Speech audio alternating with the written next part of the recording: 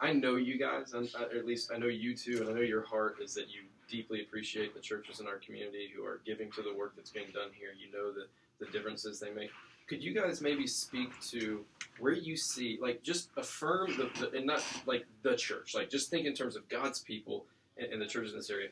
What do you think we're doing really well in relation to stuff here and loving our neighbors through ministry with the co-op? And maybe where do you see opportunity that the church is not yet fully taking advantage of?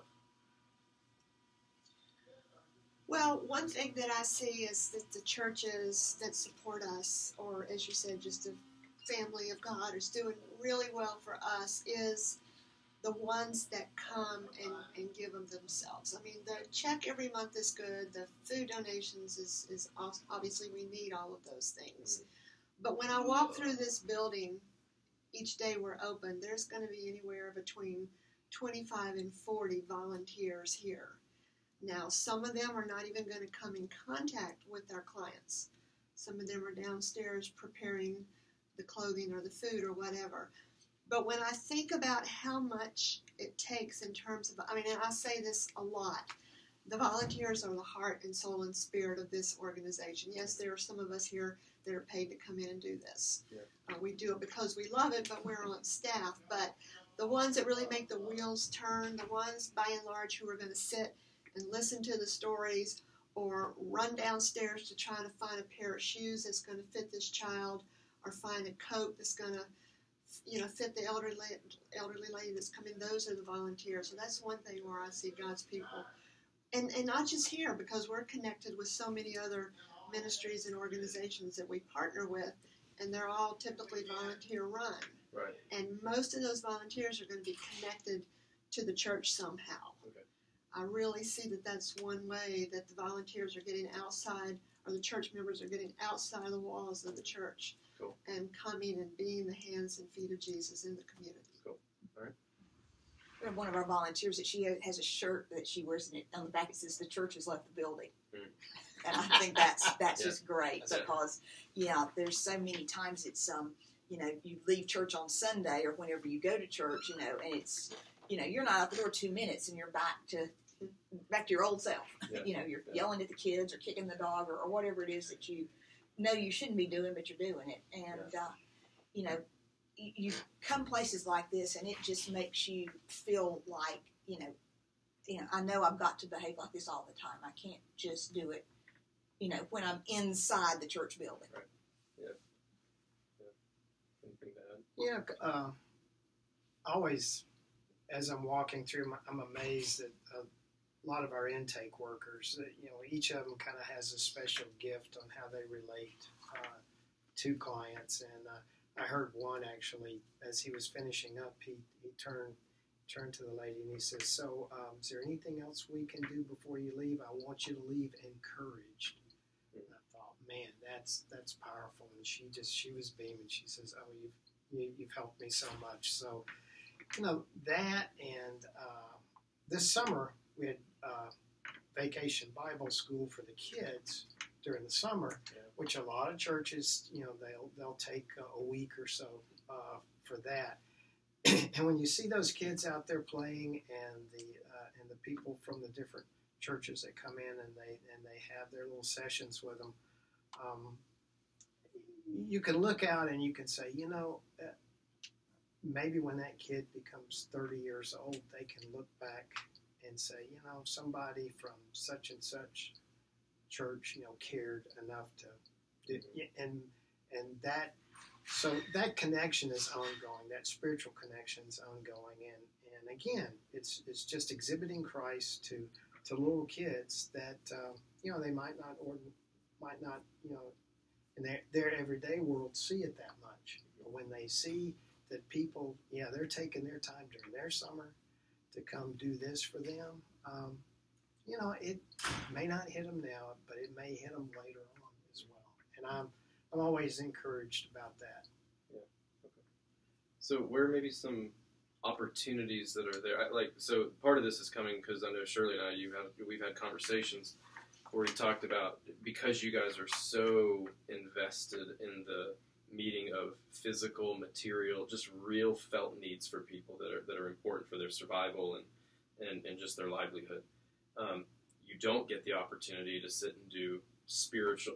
There's a spiritual dimension to that, to be sure, just in terms of their humanity as image bearers of God, and restoring dignity in people, being present with them and helping them and stuff. But when it comes to getting them connected in community, discipleship, if they've never met Jesus or graced the walls of a church, that kind of, where are some of those opportunities where the church maybe has settled?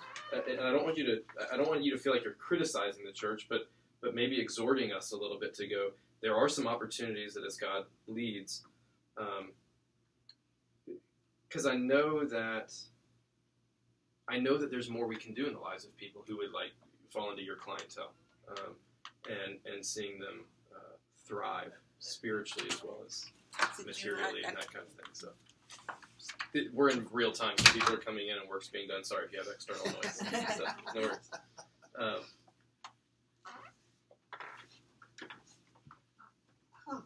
That's a great question. Yeah. Well, one thing we don't have a lot of is folks to pray with people.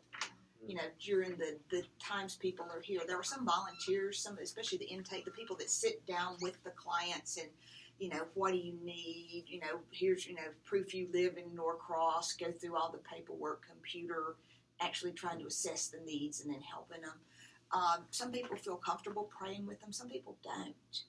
So people praying with the clients, people praying while we're open, during the shifts we're open, you could do that at home or in your office. Yeah. You know, because sometimes it can get intense, either individually or intense when we've got special things going on, and there are so many people around, and the tempers flare, and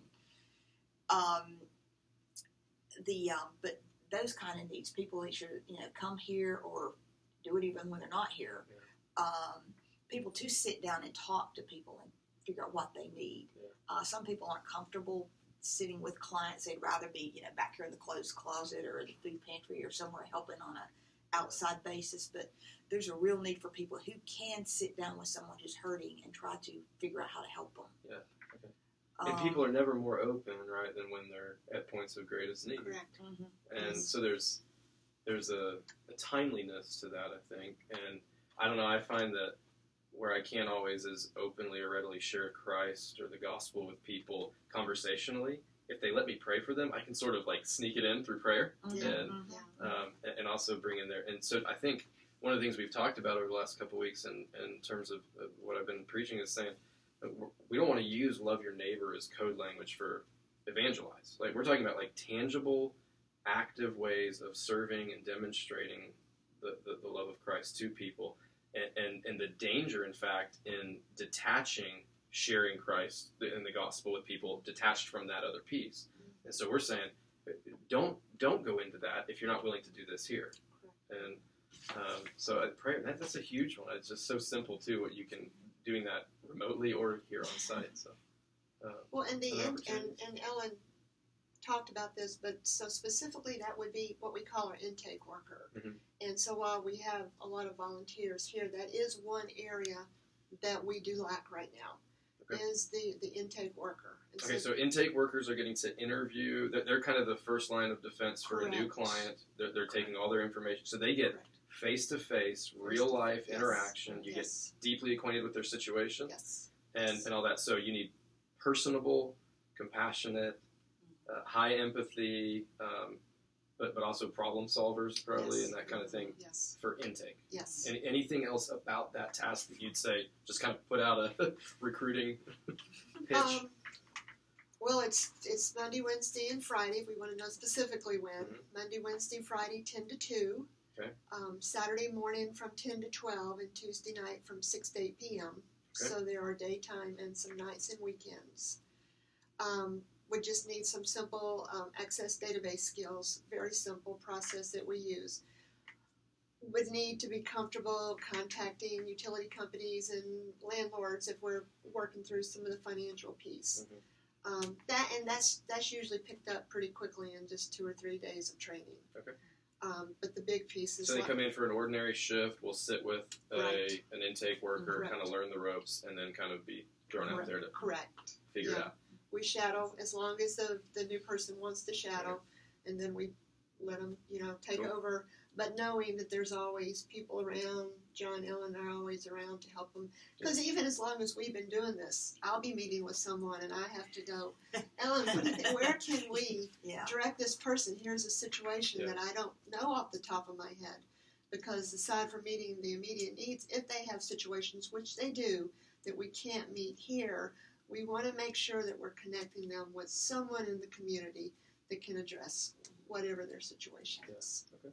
It's something that takes a level of discernment too, because people are telling you all kinds of things, and you've got to figure out how, like Shirley said, how can we meet a need here?